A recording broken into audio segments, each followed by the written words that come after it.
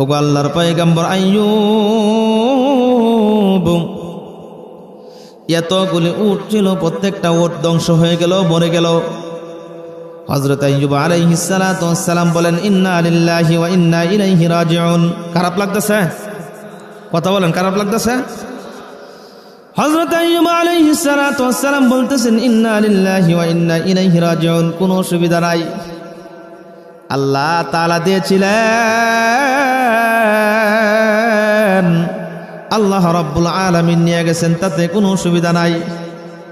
আল্লাহ চাইলে আবার দিতে পারেন। শুকরগুজার করছে কার উপর? ধৈর্য ধারণ করছে কার উপর? আওয়াজ হয় নাই, ধৈর্য ধারণ করছে কার উপর? আল্লাহর উপর। দ্বিতীয় নম্বর হলো রে আমার বন্ধুগণ, হযরত আইয়ুব আলাইহিস সালাতু ওয়াস সালামের একটি বকরির পাল ছিল, শতে শতে বকরি ছিল।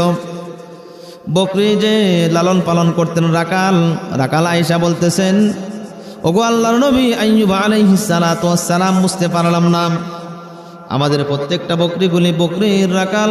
আয়েশা বলতেছেন, আমাদের বকরির পালগুলি কি রকম জানে, মুহূর্তের ভিতর ধ্বংস হয়ে গেল, মারা গেল। আইয়ুব আলাইহিস সালাতু ওয়াস সালাম বলতেছেন, ইন্না লিল্লাহি ওয়া ইন্না ইলাইহি রাজিউন। অসুবিধার কোনো কারণ নাই, অসুবিধার কোনো কারণ নাই। আল্লাহ তাআলা দিয়েছিলেন, আল্লাহ রাব্বুল আলামিন নিয়ে গেছেন। এইভাবে উটের পালগুলি আস্তে আস্তে করে শেষ হয়ে গেল, বকরির পালগুলি শেষ হয়ে গেল।